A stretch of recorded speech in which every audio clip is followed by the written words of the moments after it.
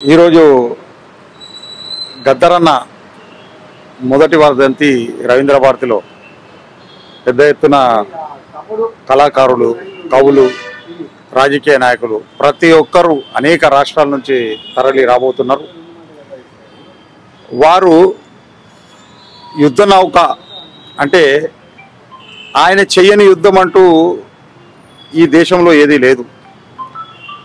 ఆయన ఒక పాట ఒక రాష్ట్రాన్ని తెచ్చిపెట్టింది. ఆయన ఒక పాట ప్రత్యేక రాష్ట్రాన్ని తెచ్చిపెట్టింది. ఆయన ఒక మద్దతు ఒక రాష్ట్రానికి ప్రభుత్వాన్ని ఏర్పాటు చేసే విధంగా చేసింది. అంటే వారు ఎక్కడ అడుగు పెడితే అక్కడ అద్భుతాలు జరిగినాయి. వారు ఆదర్శంగా అనేక మంది యువకులకు, కళాకారులకు ఎంతోమందికి ఆదర్శంగా నిలిచాడు. ఒక శిఖరమంత ఎత్తులో ఈ దేశంలో వారు చేసినటువంటి సేవలు అనేకమైనవి. వారు లేకుంటే బహుశా తెలంగాణ కూడా సాధ్యం అయ్యేది కాదు. కాబట్టి అంత గొప్ప మహానాయకునికి నివాళులు అర్పించడానికి వచ్చినందుకు నేను చాలా గర్వపడుతున్నాను.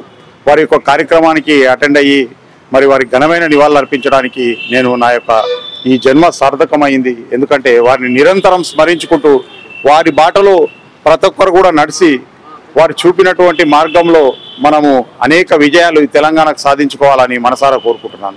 3-4 సంవత్సరాల నుంచి చాలా కార్యక్రమాల్లో త్యాగరాయ గాన సభ కానీ, రవీంద్ర భారతి కానీ, ఫిలిం డెవలప్మెంట్ కార్పొరేషన్ కానీ అన్ని కార్యక్రమాల్లో వారితో గౌరవ అతిథిగా పాల్గొనడం చాలా సంతోషంగా ఉంది.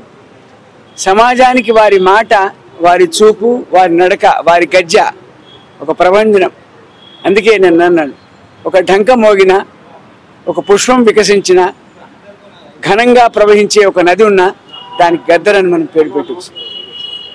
ఒక విశృంఖలమైనటువంటి వ్యవస్థను మార్చే శక్తి ఒక ఓంకారం ద్వారా, ఒక ధ్వని ద్వారా మార్చినటువంటి సమున్నత శక్తి గద్దర్ గారు.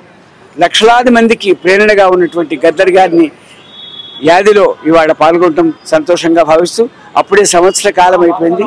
గద్దర్ గారికి సమున్నత స్థానం ఇవ్వని భగవంతుడు ప్రార్థిస్తున్నాను.